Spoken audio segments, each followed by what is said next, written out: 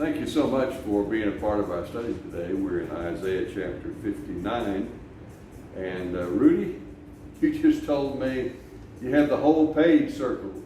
I do, and it's the last part of Isaiah 59 and the first part of Isaiah 60. And I think that the movement of the pictures that these words bring to light are important in the kingdom, and we probably should read some of them. Let's read some, we'll talk about it. So I'm going to start with verse 7. Their feet run to evil, they rush to shed innocent blood. Their thoughts are thoughts of iniquity, desolation and destruction are in their highways. The way of peace they do not know, and there is no justice in their paths. Their roads they made crooked, and no one who walks in them knows peace. Therefore justice is far from us, righteousness does not reach us. We wait for light, lo, there's darkness, brightness, we walk in gloom. We grope like the blind along a wall, groping like those who have no eyes. Why don't you go ahead, Rudy? Well, this has everything to do with what I talked about yesterday as far as rear guard and looking back to the light, or looking into the light and seeing how brilliantly white it is, because one of the reasons that the earth is as dark as it is because humanity's free will. God knew there was consequences when he gave us free will, but it was the only way that we were going to ever be able to choose him freely. Saying that, the darkness of this world, as we've seen through the history of the Bible, it takes God's intervention to stop it and to restart. And so, again, we can't let the darkness of this world blind us to what God would have us to be doing. And I think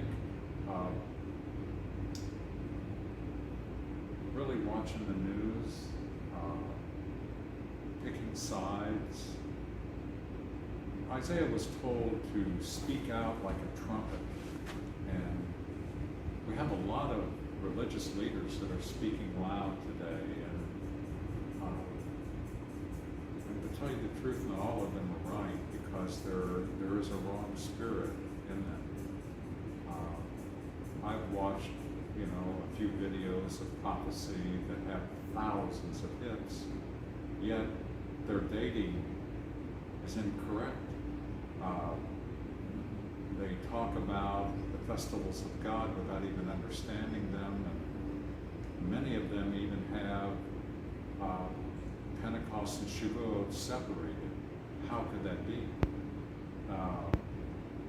So really, what I'm trying to get at is that without giving God the opportunity to speak into your life on a daily basis, we're going to fall prey to this. And I'm sure you're tired of hearing somebody tell you need to read the Bible. You don't really need to read a lot of the Bible every day, but you need to read some part of it and then ask the Lord, what are you talking about? Help me. Right. And really, that starts the process. And a good practice is to try to remember your day while talking to the Lord at night, and the places in your day that you didn't do well, you didn't look like Jesus, and ask him to help you. And this is how you get to the place where you understand justice, because you realize how unjust you are and you want to be more just. So doing the things that you see Jesus do or did, you should probably try to mold yourself into a situation and do what you think Jesus would do. Absolutely. Some of these words, Rudy, just kind of jump off the page to me. And so there's a lot of lack of justice spoken here. And the phrase innocent blood in verse 7, if you imagine the amount of innocent blood that is shed around the world every day. I mean, it's been for centuries, but it's certainly happening today. And if you can just remember that, to say, God, have mercy upon our world for the shedding of innocent blood. God, have mercy on our world. This can overwhelm us. And I think you're right.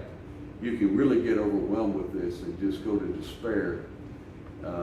But God, the injustice that is taking place throughout the earth, have mercy on us. And then, and I think you're so right, let's go look to God.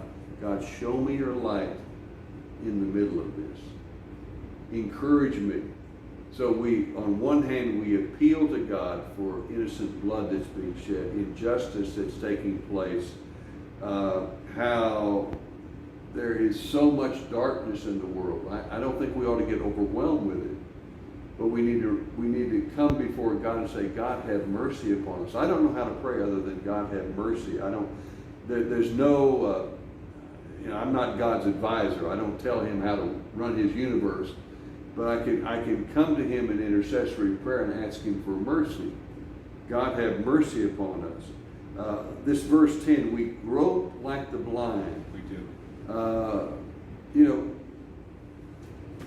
G.K. Chesterton wrote an interesting book about, and this was written years and years ago about England.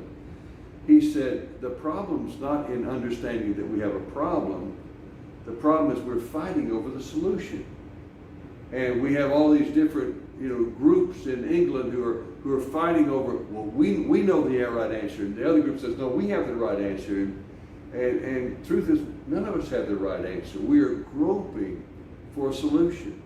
And so as we look at all the confusion in our world, as people say, well, I've got the answer, or I've got the answer, and if you'll donate to my group, we'll provide, so on. Well, the answer is, God, have mercy upon us.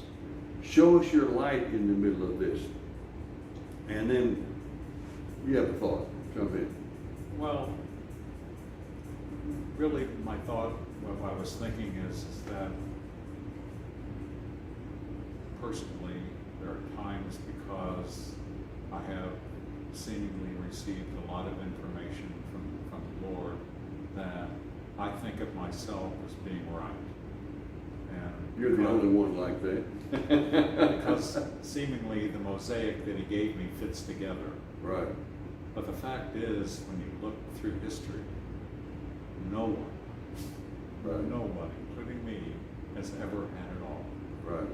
So you have to I hold to what God has told me until somebody or he tells me that I've been thinking about it wrong. Right. But you have to hold it a little less tightly than you did before, because you know you don't have it all. You got it. And that is a great thought to end on. Thank you so much for joining us today. Read this passage, study it, look at it, and pray it, please. God bless you. We'll see you tomorrow.